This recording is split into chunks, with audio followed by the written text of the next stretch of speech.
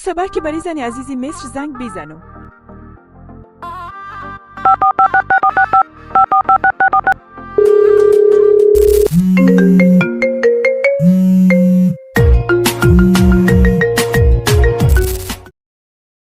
سلام و درود خدمت ترسی عزیز.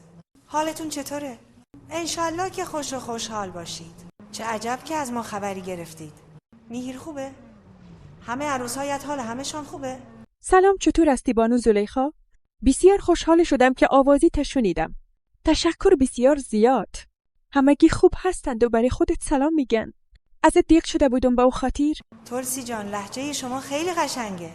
فکر کنم مال افغانستان هستش. اوهو، ها بله، به زبان دری گپ میزنم. همراهی تو حالی. به خاطری که 20 سال پیش سریال ما را شبکه طلوع نشر میکرد و البته پیش از سریال خودت. اگه دوست داشتی خودت هم گپ بزن بدری. میفهمم. منم خیلی دوست دارم با لهجه افغانستانی سخن بگویم.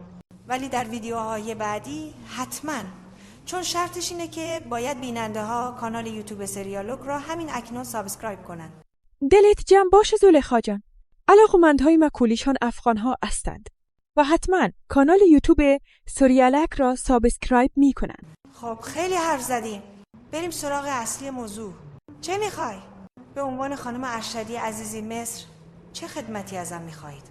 خوب، راستش فردا شب یک محفل داریم در شانتی نیکتن و خواستم که مهمان ویژه محفل ما باشی زلیخا جان. حتما میایینه؟ لطفا دیگه دل ما را ننداز. چرا که نه؟ میایم حتما. خیلی هم خوشحال میشم که هند را نیز از نزدیک ببینم. فقط تو این فکرم که با مرسدس بنزم بیایم آنجا و یا هم با جیت شخصیم که عزیز مصر برایم هدیه داده. باشه تصمیم میگیرم و فردا شب آنجا خواهم بود. پس روز خوش. پس منتظرت هستم. روزی تو هم خوش. اوه ای زلیخا هم نی. چقدر گپ زدن یاد دارم. یک خروار پیسه موبایلی من خورد. او فرایگان هم نکده بودم. باش که بری جناب عثمان زنگ بیزنم.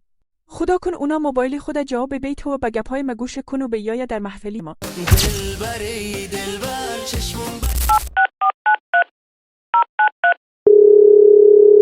این زنگ تیر کرد. سلام. علیکم سلام جناب عثمان. میبینم که کی زنگ زد بریم. وای خانم تلسی جان، چطور هستی؟ جانکت جور است. چطور شد که از ما غریبا یادی کدی؟ جناب عثمان تشکر بسیار زیاد. کولگی خوب استن. خیلی هم. سلام میگن برت. شما چطور هستین؟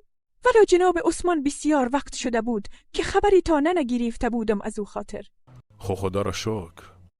انباقهایت خوب هستن؟ دیگه از انباقهایم چیزی در دانت نبیاری که خبرت کدیم. قیسه کو. چه گپاست دیگه؟ طرفایتان خیریتی است. هیچ خیریتی نیست. گم شو. شوخی میکردم کتیت. هیسو کار میکو خیر است. خوبه؟ نگفتی که چرا برم زنگ زدی؟ خوب راستش محفل داریم در شانت نیکیتن و خودت شخصا خبر هستی من حیثی مهمان خاصی ما. خب پس اینطور است. والا ببینم اگر بالا خاتون ینگت اجازه بیته برم. ینگه مرا گردنش تا بیته؟ زودی کده قبول میکنه؟ حتما میایم.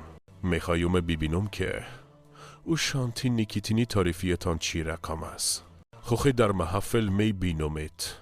بورم که کشتی خود تیار کنم بری سفر. خدا حافظت خی.